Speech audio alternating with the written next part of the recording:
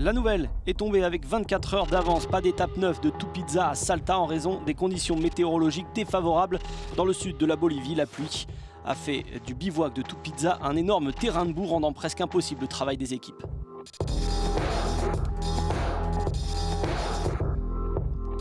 La vérité est que nous venons d'avoir une étape marathon très compliquée, ce qui était déjà très difficile pour nos concurrents, et les conditions actuelles dans le bivouac, après les fortes pluies ces derniers jours, sont tout simplement insuffisantes pour que les équipes réparent leurs véhicules. Por las lluvias de estos últimos días y las condiciones para todos los equipos aquí no van a ser las adecuadas para reparar sus vehículos. L'étape 9 était censée être une étape de transition pour descendre de l'altiplano bolivien. Ce n'était pas l'étape la plus excitante en termes sportifs. Un autre problème est que cette étape contenait une rivière qui a débordé encore une fois à cause des pluies. Alors nous avons décidé d'être prudents et d'aller directement à Salta. Au lieu d'aller dans cette étape 9, nous sommes sûrs que tout le monde sera prêt pour commencer la 10 sans problème.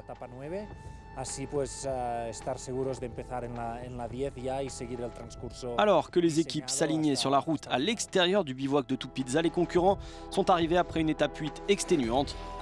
Tout le monde n'était pas forcément ravi d'entendre que l'étape du lendemain avait été annulée, et pas tous pour les mêmes raisons. On est un peu à la course au temps, plus il y a d'étapes, plus il y a de chances de remonter, donc on n'est pas forcément content qu'il y ait une étape d'annulée. Moi j'aurais aimé passer une autre journée à rouler en Bolivie. J'ai passé de très bonnes journées sur ce Dakar, chaque jour je m'améliore, je remonte au classement, l'annulation doit être due à une rivière débordante ou quelque chose comme ça.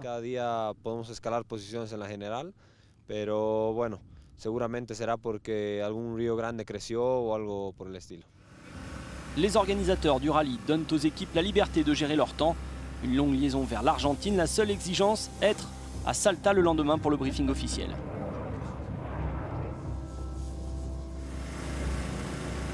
Après moi, ils ont décidé de travailler un petit peu là et que demain matin on fasse la route, je sais pas. Je vais aller voir un petit peu, mais c'est vrai que moi je rêve bien de mon lit dans mon camping-car là quand même. Nous sommes vraiment épuisés par ces 2 jours de course. Je pense que c'est une bonne décision, car sinon nous perdrons beaucoup plus de monde sur le Dakar, c'est certain. Alors certaines équipes restent à Tupiza, d'autres partent pour le voyage de plus de 500 km vers Salta. Nous avons même la chance de pouvoir suivre 2 malmotos de ce Dakar, Scott Britnell et Donovan van de Logenberg, qui vont de la Bolivie à l'Argentine.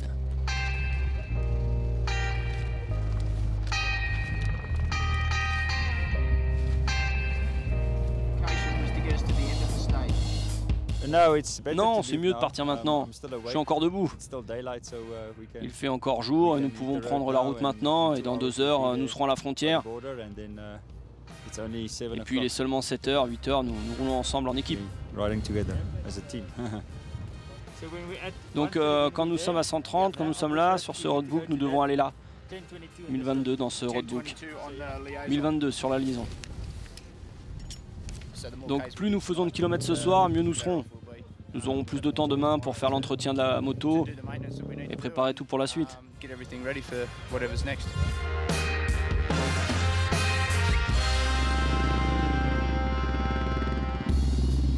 Attention pour la route, c'est mieux si vous arrêtez après la frontière, ok?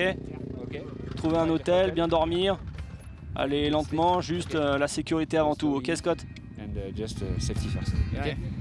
Ok Scott. On se voit là-bas mon pote.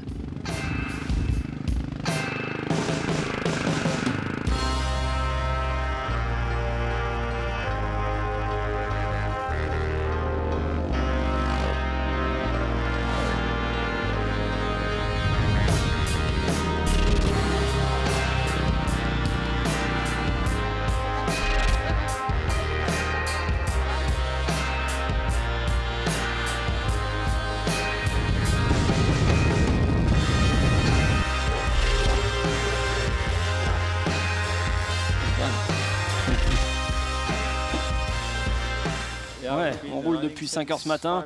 Je sais même pas quelle heure il est maintenant. 2h30. Waouh, ça c'est une grosse journée. Demain, ça va être une journée un peu courte. On a beaucoup de travail mécanique à faire.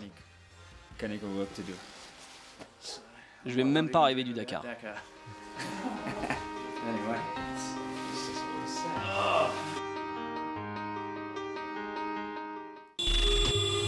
Pour ceux qui ont choisi de se rendre directement à Salta, il était très tard quand le convoi a traversé la frontière vers l'Argentine et a commencé à arriver en ville. Reprise bien organisée avec une lourde logistique, même si tout se passe bien. Les organisateurs de rallye, les officiels, les délégués techniques se dirigent vers le sud sur les salines inondées pour évaluer la situation ensuite.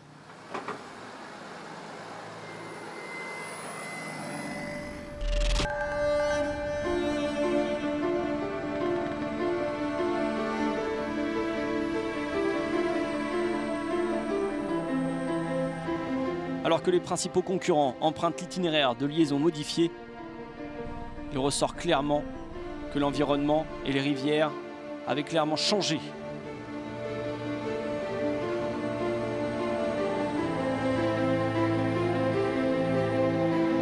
Pendant ce temps-là, c'est comme d'habitude, au bivouac de Salta, toujours les mêmes gestes, mais pas pour Carlos Sainz, le leader du rallye, fait l'objet d'une enquête de la part des commissaires de la FIA pour un incident survenu vendredi avec Kees Koulen qui affirme que la Peugeot espagnole a heurté son quad. L'équipage ne s'est pas arrêté pour apporter de l'aide, ce qui constituerait une violation grave du règlement du rallye. Nous étions dans une zone avec beaucoup de boue. Vous ne voyez pas tout, je sais que j'ai touché à un moment. J'ai remarqué que le quad m'avait vu, il a quitté la piste. Moi j'ai accéléré. Je l'ai vu perdre le contrôle, il est revenu sur la piste. Et heureusement, j'ai réussi à l'éviter. Alors nous nous sommes rapprochés, c'est vrai, mais je ne l'ai pas touché. S'il y a une erreur, c'est plus de sa part que de la mienne. J'ai eu de la chance de ne pas le toucher.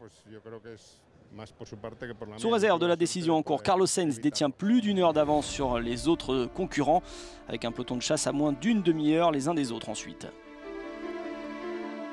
Et dans la catégorie moto, Adrien Van Beveren a une avance très mince sur Kevin Benavides. La bataille pour la victoire est difficile, seulement 8 minutes dans le top 5 qui les sépare.